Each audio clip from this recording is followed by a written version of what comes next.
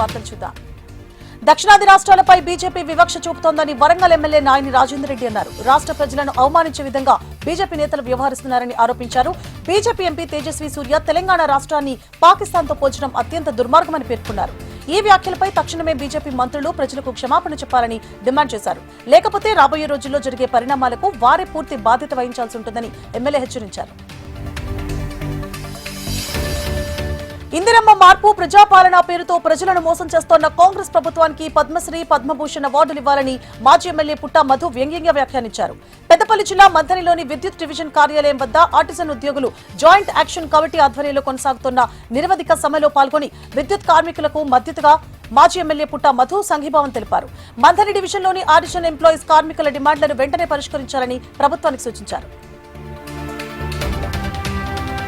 మంచిర్యాల జిల్లా కేంద్రంలో అసెంబ్లీ సంస్థాగత సమావేశం నిర్వహించారు. ఈ సమావేశానికి ముఖ్య అతిథులుగా బీజేపీ రాష్ట్ర ఉపాధ్యక్షులు రఘునాథ్ హాజరయ్యారు. చట్టసభల్లో మహిళలకు కూడా ప్రాతినిధ్యం కల్పించాలనే ఉద్దేశంతో మోదీ ప్రభుత్వం పార్లమెంట్లో మహిళా రిజర్వేషన్ బిల్లు ప్రవేశపెట్టడం చారిత్రాత్మక నిర్ణయమన్నారు.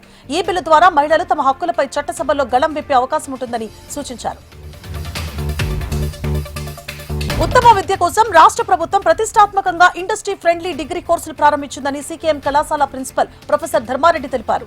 వరంగల్లోని చంద్రకాంతయ్య మెమోరియల్ ప్రభుత్వ డిగ్రీ కళాశాలలో కోర్సులకు సంబంధించిన పాంప్లిమెంట్లను ఆవిష్కరించారు. ప్రతి కోర్సులో 60 సీట్లుంటాయని దోస్త్ ద్వారానే అడ్మిషన్ పొందాలని తెలిపారు. ఫస్ట్ ఇయర్ 1 నెల, సెకండ్ ఇయర్ 2 నెలలు, ఫైనల్ ఇయర్ పూర్తిగా ఇండస్ట్రీ ట్రైనింగ్ ఉంటుందని, చదువుతోనే స్టైఫండ్ ఉద్యోగ అవకాశాలు లభించే అవకాశం ఉందని ప్రిన్సిపల్ ధర్మారెడ్డి స్పష్టం చేశారు. మంచిర్యాల జిల్లా కేంద్రంలో అరైవ్ అలైవ్ అవగాహన సదస్సును నిర్వహించారు. ఈ కార్యక్రమానికి ముఖ్య అతిథులుగా ఏసీపీ ప్రకాష్ హాజరయ్యారు. నిబంధనలు అతిక్రమిస్తే కఠిన చర్యలు తప్పవని, వాహనదారులు ట్రాఫిక్ రూల్స్ ను ఖచ్చితంగా పాటించాలని, ప్రయాణికుల భద్రతపై రాజీ పడొద్దని ఆదేశించారు. ఇటీవల మంచిర్యాలలో జరిగిన రోడ్డు ప్రమాదాలు ఆందోళన కలిగిస్తున్నాయని అధికారులు పేర్కొన్నారు. ఇకపై రూల్స్ ను అతిక్రమిస్తే వారిపై కఠిన చర్యలు తీసుకుంటామని ఏసీపీ స్పష్టం చేశారు. ములుగు జిల్లా కలెక్టర్ కార్యాలయం ఎదుట తెలంగాణ నాన్ గెస్టెడ్ ఉద్యోగులు నల్ల బ్యాడ్జ్లతో నిరసన చేపట్టారు. రాష్ట్ర ప్రభుత్వం అధికారంలోకి వచ్చిన 6 నెలల్లో సిపిఎస్ ను రద్దు చేస్తూ ఓపీఎస్ ను ప్రకటిస్తానని చెప్పి 2.5 సంవత్సరాలు గడుస్తున్నా ఉద్యోగులు నిరసనలు చేసే పరిస్థితి వస్తుందని టీఎన్జీఓ జిల్లా అధ్యక్షులు జేఏసీ రాజు పేర్కొన్నారు. పెండింగ్ లో ఉన్న వేతనాలు వెంటనే విడుదల చేసి రాష్ట్ర ప్రభుత్వం ఎన్నికల్లో ఇచ్చిన హామీలను నెరవేర్చాలని డిమాండ్ చేశారు. నిజామాబాద్ కలెక్టర్ కార్యాలయంలో తెలంగాణ ఉద్యోగ గెజిటెడ్ ఆఫీసర్లు పెన్షనర్ల ఐక్య సమితి పిలుపు మేరకు టీజీఈ జేఏసీ నిరసనలో భాగంగా సబ్ కలెక్టర్ కు టీఎన్జీఓస్ అధ్యక్షుడు శశిరెడ్డి వినతి పత్రం అందజేశారు. 51% పేమెంట్ వెంటనే ప్రకటించాలని, అన్ని రకాల పెండింగ్ బిల్లులను వెంటనే విడుదల చేసి ప్రభుత్వ మేనిఫెస్టోలో ప్రకటించిన ప్రకారం సిపిఎస్ ను రద్దు చేసి ఓపీఎస్ ను వెంటనే పునరుద్ధరించాలని డిమాండ్ చేశారు.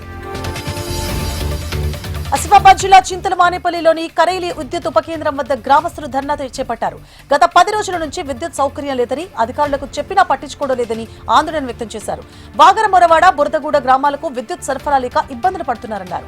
సంబంధిత అధికారులు స్పందించి తమ సమస్యలను పరిష్కరించాలని గ్రామస్తులు కోరారు. వరంగల్లోని మెడికల్ కాలేజ్ సమస్యలను పరిష్కరించాలని పేరెంట్స్ కమిటీ నాయకులు ధర్నా చేపట్టారు. యూనివర్సిటీ పరిధిలో ఉన్న మెడికల్ కాలేజ్ లో 4 సంవత్సరాల విద్యుత్ గాను 5 సంవత్సరాల ఫీజు వసూలు చేస్తున్నారని అసోసియేషన్ అధ్యక్షులు చారి పేర్కొన్నారు. దీంతో విద్యార్థుల తల్లిదండ్రులపై భారం పడుతోందని, ఇప్పటికైనా యూనివర్సిటీ యాజమాన్యం మెడికల్ కాలేజీలకు ఎన్ఎంసీ నేమ్స్ ప్రకారం ఫీజులు తీసుకోవాలని ఆదేశాలు జారీ చేయాల్సిందిగా పేరెంట్స్ కమిటీ నాయకులు డిమాండ్ చేశారు. హైదరాబాద్ మలక్పేటలోని ఓ అపార్ట్మెంట్ లో అర్ధరాత్రి ఓ వ్యక్తి నగ్నంగా సంచరించడం కలకలం రేపింది. అపార్ట్మెంట్ లో వ్యక్తి చోరీకి వచ్చినట్లుగా సీసీటీవీ ఫుటేజ్ లో దృశ్యాలు రికార్డ్ అయ్యాయి. అన్ని ఫ్లోర్లలో తిరుగుతూ ఫ్లాట్లలోకి ప్రవేశించేందుకు ప్రయత్నించాడు. విషయం గమనించిన అపార్ట్మెంట్ వాసులు పోలీసులకు ఫిర్యాదు చేశారు. పోలీసులు అపార్ట్మెంట్ సందర్శించారు.